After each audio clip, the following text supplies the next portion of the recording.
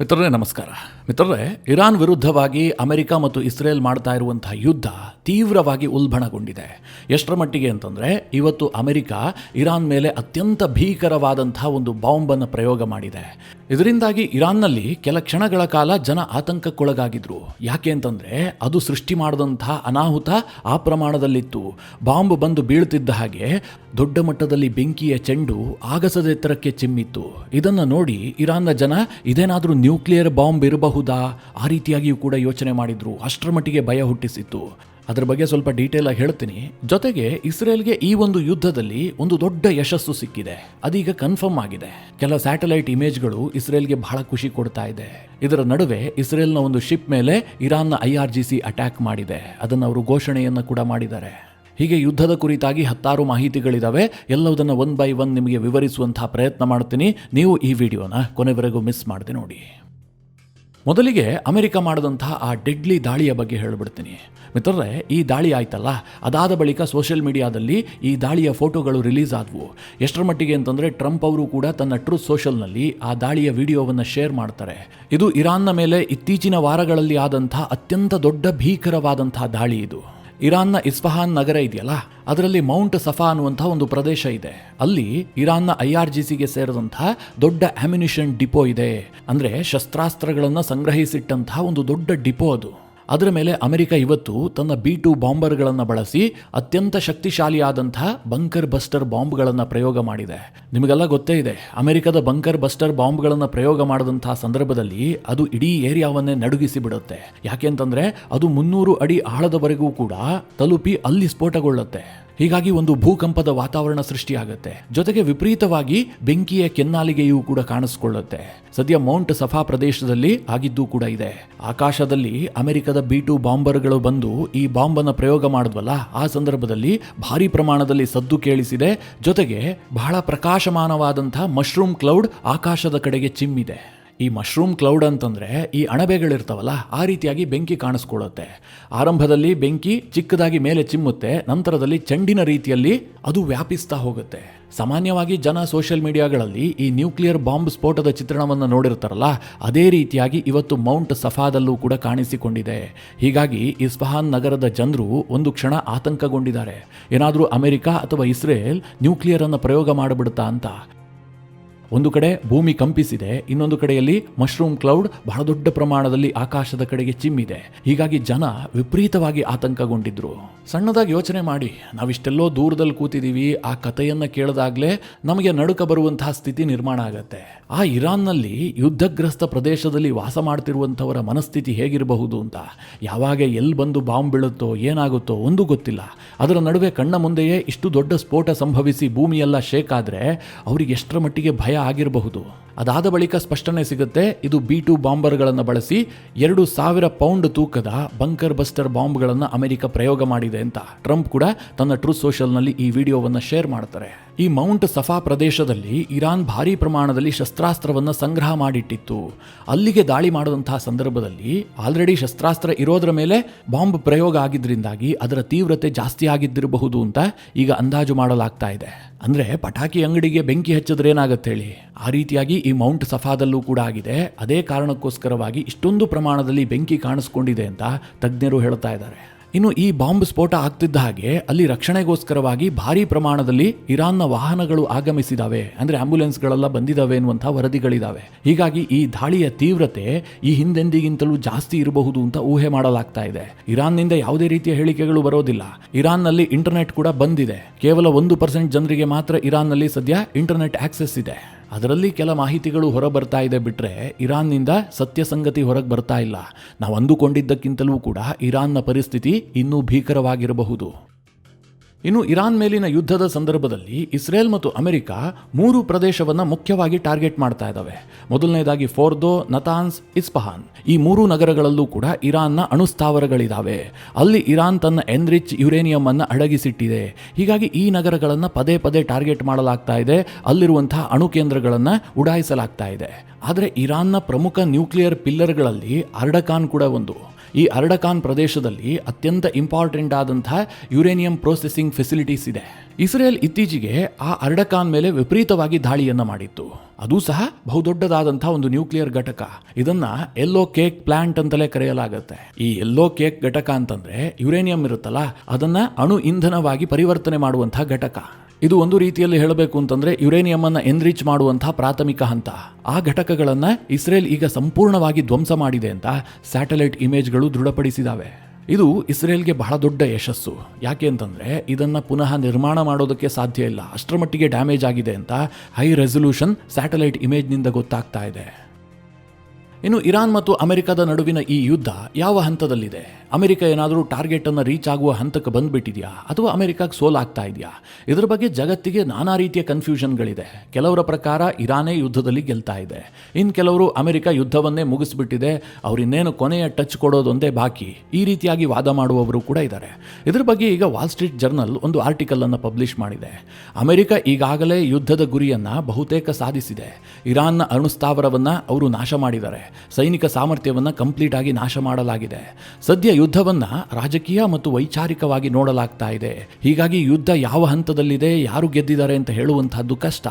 ಕೆಲವರಿಗೆ ಏನು ಅನ್ಸುತ್ತೆ ಅಂತಂದ್ರೆ, ಇರಾನ್ ಈಗಲೂ ಕೂಡ ಪ್ರತಿದಾಳಿಯನ್ನ ಮಾಡ್ತಾ ಇದೆಯಲ್ಲ, ಯುದ್ಧ ಶುರುವಾಗಿ 1 ತಿಂಗಳು ಕಳೆದು ಹೋಗಿದೆ, 4 ವಾರ ಆಯಿತು, ಆದರೂ ಸಹ ಇರಾನ್ಗೆ ಪ್ರತಿದಾಳಿ ಮಾಡುವಂತಹ ಸಾಮರ್ಥ್ಯ ಇದೆ. ಈಗಲೂ ಅವರು ಸೌದಿ ಅರೇಬಿಯಾದ ಮೇಲೆ ಡ್ರೋನ್ ಹಾರಿಸ್ತಾರೆ, ಮಿಸೈಲ್ಗಳನ್ನು ಹಾರಿಸ್ತಾರೆ. UAE, ಕತಾರ್, ಕುವೈತ್ ಈ ಎಲ್ಲ ರಾಷ್ಟ್ರಗಳನ್ನು ಟಾರ್ಗೆಟ್ ಮಾಡ್ತಾ ಇದ್ದಾರೆ. ಇಸ್ರೇಲ್ಗೆ ಇವತ್ತೂ ಸಹ ಮಿಸೈಲ್ ಬಂದು ಬಿದ್ದಿದೆ. ಪರ್ಷಿಯನ್ ಗಲ್ಫ್ ಮೇಲೆ ಕಂಟ್ರೋಲ್ ಅನ್ನು ಇಟ್ಕೊಂಡಿದ್ದಾರೆ, ಹರ್ಮುಜ್ ಜಲಸಂಧಿಯನ್ನ ಬಂದ್ ಮಾಡಿ ಇಟ್ಕೊಂಡಿದ್ದಾರೆ. ಹೀಗಾಗಿ ಇರಾನ್ಗೆ ಈಗಲೂ ಶಕ್ತಿ ಇದೆ, ಅಮೆರಿಕಾಗೆ ಹಿನ್ನಡೆ ಆಗಿಬಿಟ್ಟಿದೆ ಅಂತ ಕೆಲವರು ವಾದ ಮಾಡ್ತಾರೆ. ಇನ್ನು ಕೆಲವರು ಏನು ಹೇಳ್ತಾರೆ, ಈಗ ನಾನು ಮೊದಲಿಗೆ ಹೇಳಿದೆ ನಿಮಗೆ, ಇರಾನ್ನ ದೊಡ್ಡ ಸೈನಿಕ ಡಿಪೋ ಮೇಲೆ ಅಮೆರಿಕ ಬಂಕರ್ ಬಸ್ಟರ್ ಬಾಂಬ್ಗಳನ್ನು ಹಾಕಿದೆ, ಭಾರಿ ಪ್ರಮಾಣದಲ್ಲಿ ಹಾನಿಯಾಗಿದೆ ಅಂತ. ಅಂದ್ರೆ ಅಮೆರಿಕ ನಿರಂತರವಾಗಿ ಇರಾನ್ನ ಒಳಗೆ ಇಂತಹ ವಿಧ್ವಂಸವನ್ನು ಸೃಷ್ಟಿ ಮಾಡ್ತಲೇ ಇದೆ. ಹೀಗಾಗಿ ಅಮೆರಿಕ ಗೆದ್ದಿದೆ ಅಂತ ಕೆಲವರು ವಾದ ಮಾಡ್ತಾರೆ. ಅದಕ್ಕೆ ವಾಲ್ ಸ್ಟ್ರೀಟ್ ಜರ್ನಲ್ ಹೇಳ್ತಾ ಇದೆ, ಇದನ್ನ ಈಗಲೇ ಡಿಸೈಡ್ ಮಾಡುವಂತಹದ್ದು ಕಷ್ಟ, ಯಾಕೆ ಅಂತಂದ್ರೆ ಇದು ವೈಚಾರಿಕವಾಗಿ ನೋಡಲಾಗ್ತಾ ಇದೆ. ಹೀಗಾಗಿ ಈ ಬಗ್ಗೆ ಒಂದು ನಿರ್ಣಯಕ್ಕೆ ಬರೋದಕ್ಕೆ ಇನ್ನೂ ಸ್ವಲ್ಪ ಸಮಯ ಬೇಕಾಗುತ್ತೆ, ಯುದ್ಧ ಇನ್ನೂ ಕೂಡ ಮುಗಿದಿಲ್ಲ ಅಂತ ಈ ಆರ್ಟಿಕಲ್ ಹೇಳ್ತಾ ಇದೆ.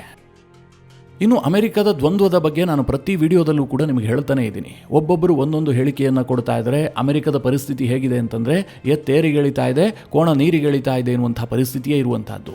ಒಮ್ಮೆ ಅವರು ಹರ್ಮೋಜ್ ಜಲಸಂಧಿಯನ್ನು ವಶಕ್ಕೆ ಪಡೀತಾರೆ ಅಂತಾರೆ, ಇನ್ನೊಮ್ಮೆ ಹರ್ಮೋಜ್ ಜಲಸಂಧಿ ಇರಾನ್ ವಶದಲ್ಲಿದ್ದರೂ ಕೂಡ ಪರವಾಗಿಲ್ಲ, ಟ್ರಂಪ್ ಯುದ್ಧವನ್ನು ಎಂಡ್ ಮಾಡ್ತಾರೆ ಎನ್ನುವಂಥ ವರದಿಗಳು ಬರ್ತವೆ. ಯಾವುದನ್ನು ನಂಬೋದು ಯಾವುದನ್ನು ಬಿಡೋದು ಅಂತ ಗೊತ್ತಾಗ್ತಾ ಇಲ್ಲ. ಈ ನಡುವೆ ಅಮೆರಿಕದ ಟ್ರೆಜರಿ ಸೆಕ್ರೆಟರಿ ಆಗಿರುವಂತಹ ಸ್ಕಾಟ್ ಬೆಸೆಂಟ್ ಒಂದು ಹೇಳಿಕೆಯನ್ನು ಕೊಟ್ಟಿದ್ದಾರೆ. ಅವರೇನು ಹೇಳಿದ್ದಾರೆ ಅಂತಂದರೆ, ಸದ್ಯ ಇಡೀ ವಿಶ್ವಕ್ಕೆ 10-12 ಮಿಲಿಯನ್ ಬ್ಯಾರಲ್ನಷ್ಟು ಪ್ರತಿದಿನ ತೈಲದ ಕೊರತೆ ಆಗ್ತಾ ಇದೆ. ಈ ಕೊರತೆಯನ್ನು ತಪ್ಪಿಸೋದಕ್ಕೆ ಅಮೆರಿಕ ಅನೇಕ ಕ್ರಮಗಳನ್ನು ಕೈಗೊಳ್ತಾ ಇದೆ. ಅಂತಿಮವಾಗಿ ಹರ್ಮೋಜ್ ಜಲಸಂಧಿಯನ್ನ ಅಮೆರಿಕ ವಶಕ್ಕೆ ಪಡೆಯುತ್ತಿದ್ದಂತೆ ವಿಶ್ವಕ್ಕೆ ತೈಲದ ಮುಕ್ತ ಸಂಚಾರ ಆರಂಭಗೊಳ್ಳುತ್ತೆ, ಹೀಗಂತ ಒಂದು ಸ್ಟೇಟ್ಮೆಂಟ್ ಕೊಟ್ಟಿದ್ದಾರೆ. ಅಂದ್ರೆ ಅಮೆರಿಕನ್ನರ ಮನಸ್ಸಿನಲ್ಲಿ ಈಗಲೂ ಕೂಡ ಹರ್ಮೋಜ್ ಜಲಸಂಧಿಯನ್ನ ವಶಕ್ಕೆ ಪಡೆಯುವಂತಹ ಆಸೆಯಂತೂ ಇದೆ. ಅದು ಈಡೇರುತ್ತೋ ಬಿಡುತ್ತೋ ಅದು ಬೇರೆ ಪ್ರಶ್ನೆ. ಅಮೆರಿಕದ ಟ್ರೆಜರಿ ಸೆಕ್ರೆಟರಿಯ ಬಾಯಲ್ಲೇ ಇಂತಹ ಮಾತುಗಳು ಬರ್ತಾ ಇದೆ. ಇನ್ನು ಸದ್ಯ ಮಿಡಲ್ ಈಸ್ಟ್ನಲ್ಲಿ ಆಗ್ತಾ ಇರುವಂತಹ ಸೈನಿಕ ಮೂವ್ಮೆಂಟ್ಗಳನ್ನು ನೋಡಿದ್ರೆ, ಅಂದರೆ ಅಮೆರಿಕದ ಹೆಚ್ಚಿನ ಸೈನಿಕರು ಅಲ್ಲಿಗೆ ಬರ್ತಾ ಇರುವಂತಹದ್ದು, ರೇಂಜರ್ಗಳು ಬಂದಿರುವಂತಹದ್ದು, ಮರೈನ್ ಸಿಬ್ಬಂದಿಗಳ ಸಂಖ್ಯೆಯನ್ನು ಹೆಚ್ಚಿಸಿರುವಂತಹದ್ದು, ಇದನ್ನೆಲ್ಲ ನೋಡಿದಂತಹ ಸಂದರ್ಭದಲ್ಲಿ ಅಮೆರಿಕ ಏನೋ ದೊಡ್ಡ ಹೆಜ್ಜೆಯನ್ನು ಇಡುತ್ತೆ. ಕಾರ್ಗ್ ದ್ವೀಪವನ್ನು ವಶಕ್ಕೆ ಪಡಿಬಹುದು, ಪರ್ಷಿಯನ್ ಗಲ್ಫ್ನಲ್ಲಿರುವಂತಹ ಇರಾನ್ನ ದ್ವೀಪಗಳನ್ನು ಅಮೆರಿಕ ವಶಕ್ಕೆ ಪಡಿಬಹುದು, ತಕ್ಷಣಕ್ಕೆ ಅಮೆರಿಕ ಒಂದು ದೊಡ್ಡ ದಾಳಿಯನ್ನು ಮಾಡಬಹುದು ಅನ್ನುವಂತಹ ವಾತಾವರಣ ಇದೆ. ಇದರ ಬಗ್ಗೆ ಈಗ ಇರಾನ್ನ ಉಪಾಧ್ಯಕ್ಷ ಮೊಹಮ್ಮದ್ ರೇಜಾ ಆರೀಫ್ ಒಂದು ಹೇಳಿಕೆಯನ್ನು ಕೊಟ್ಟಿದ್ದಾರೆ. ಬಹಳ ತೀಕ್ಷ್ಣವಾದಂತಹ ಹೇಳಿಕೆ ಅದು. ಅವರೇನು ಹೇಳಿದ್ದಾರೆ ಅಂತಂದರೆ, ಟ್ರಂಪ್ ಕಾರ್ಗ್ ಐಲ್ಯಾಂಡ್ಗೆ ತನ್ನ ಸೇನೆಯನ್ನು ಕಳುಹಿಸುವಂತಹ ನಿರ್ಧಾರ ಮಾಡಬಹುದು, ಅದು ಅವ್ರ ಕೈಲೇ ಇದೆ. ಆದರೆ ಹಿಂತಿರುಗಿ ಹೋಗುವಂತಹ ನಿರ್ಧಾರ ಅವರದ್ದಾಗಿರೋದಿಲ್ಲ. ಯಾಕೆ ಅಂತಂದರೆ ನರಕಕ್ಕೆ ಹೋದಂಥವರು ಯಾವತ್ತೂ ಕೂಡ ಹಿಂದಕ್ಕೆ ಬರೋದಿಲ್ಲ. ಹೀಗಂತ ಇರಾನ್ನ ಉಪಾಧ್ಯಕ್ಷ ಅಮೆರಿಕಾಗೆ ಎಚ್ಚರಿಕೆ ಕೊಟ್ಟಿದ್ದಾರೆ.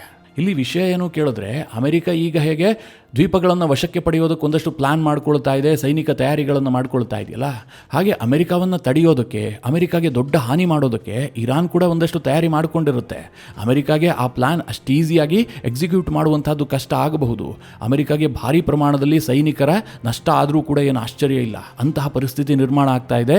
ಇರಾನ್ ಕೂಡ ಅಂತಹ ಸಿದ್ಧತೆಗಳನ್ನು ಮಾಡಿಕೊಳ್ತಾ ಇದೆ. ಇನ್ನು ಇಸ್ರೇಲ್ನ IDF ಇರಾನ್ನ ವರ್ಲ್ಡ್ ಅವಾರ್ಡ್ ಅನ್ನುವಂತಹ ಪ್ರದೇಶದ ಜನರಿಗೆ ಒಂದು ತುರ್ತು ಎಚ್ಚರಿಕೆಯನ್ನು ಕೊಟ್ಟಿದೆ.